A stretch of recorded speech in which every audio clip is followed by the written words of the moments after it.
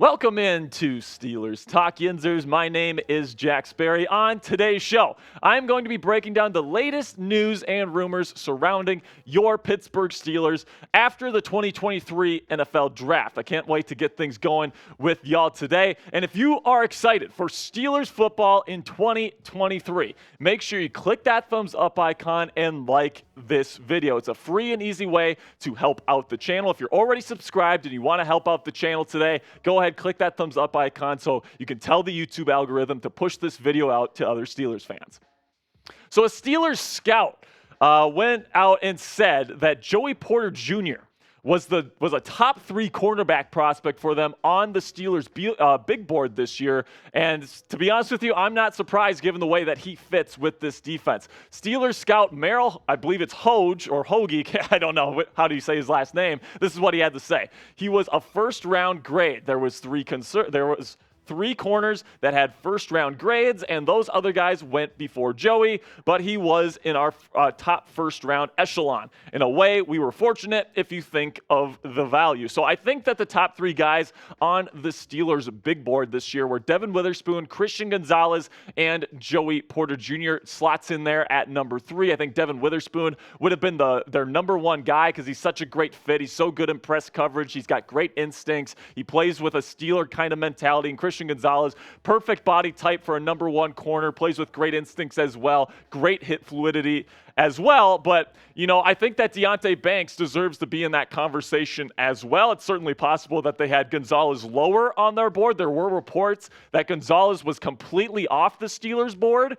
because of a poor draft visit when he came to Pittsburgh for his top 30 visit. Apparently it didn't go well. So Deonte Banks could actually be the guy above Joey Porter Jr. on their list. And that wouldn't surprise me because Deonte Banks is such a good corner. I think that he's going to be a great player in this league as well. Got drafted by the Giants in the first round of the 2023 NFL Draft. And, you know, you take a look at the value that the Steelers got here. You get Joey Porter Jr., my number 4 draft target for the Pittsburgh Steelers in round 2. I mean, I think that's absolutely bloody brilliant. You got Devin Witherspoon, who goes in the top 5. He's a great player. And then Christian Gonzalez and Deonte Banks, expected first-round picks. They end up going there. And then Joey Porter Jr., someone I had ranked as a grade 1 type of cornerback. Same thing with the Steelers. They had a round 1 grade on him. He ends up falling to you, and that's absolutely fantastic. But I want to know from you guys in the comments section, who's going to have the better career in the NFL? Will it be Joey Porter Jr. with the Pittsburgh Steelers? Type JPJ if you think it's going to be Joey, or if you think it's going to be Deonte Banks, go ahead and type DB in the comment section. This is going to be the pinned comment on today's show, so go ahead, go into the comment section, find that comment that's right there at the top. That's going to be the pinned comment. Go ahead and answer that for me when you get a sec. All right, now, some rookie numbers for the Steelers have been revealed. In fact, all of them for all the draft picks this year. Very exciting times here. We've been wondering what Joey Porter Jr.'s number was going to be. And without further ado, let's reveal them right now. Broderick Jones is going to be wearing number 77. He's actually dedicating that number to the teammate that he lost in a car crash, the Jalen Carter car crash, to be specific, actually. You got Joey Porter Jr.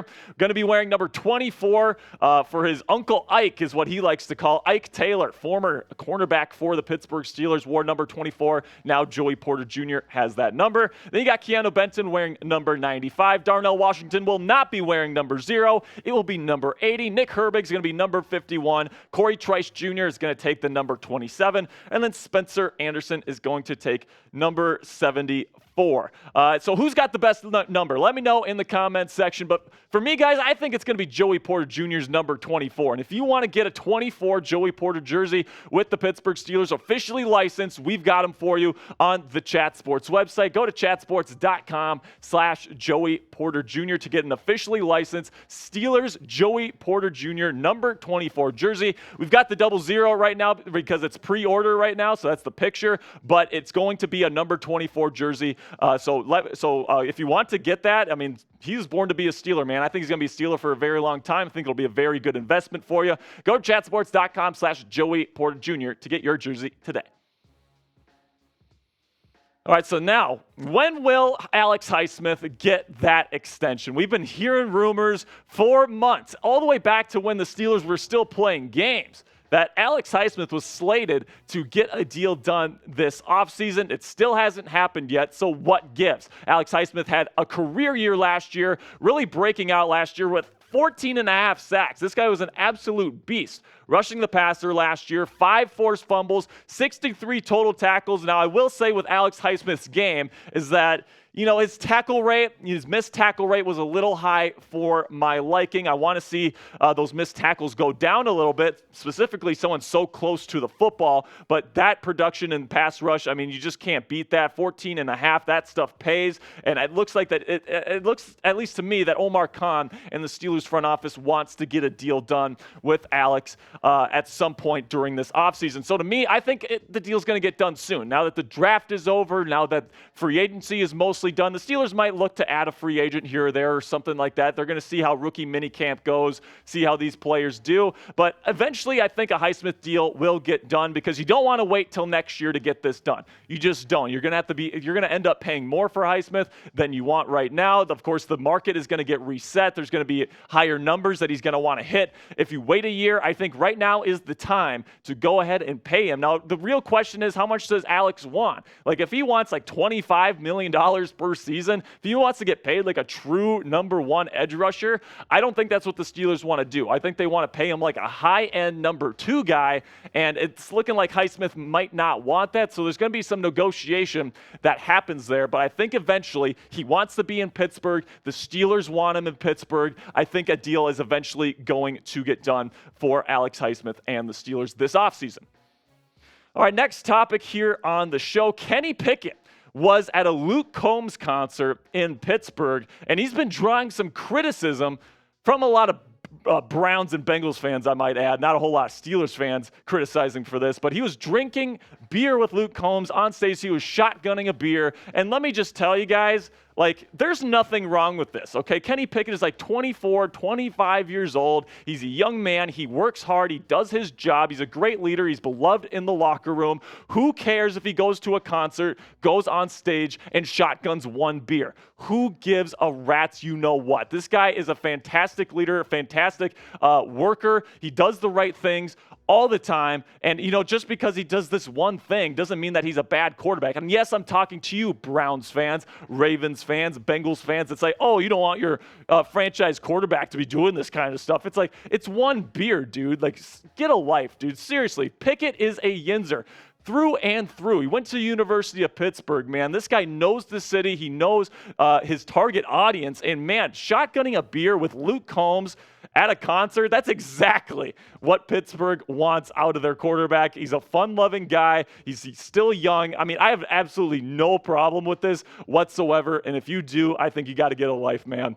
So do you have a problem with Pickett's shotgun at the Luke Combs concert? Let me know in the comment section by typing Y for yes or type N for no. I want to know what you guys think about this in the comment section.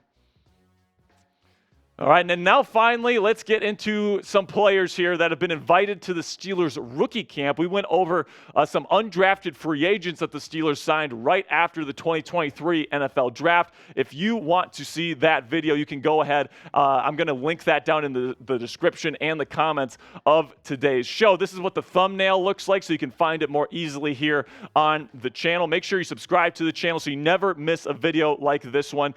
We got a bunch of great stuff coming out here. NFL schedule release is actually coming out here May 11th. We're going to have a special video for you guys. Make sure you click that subscribe button for me right now.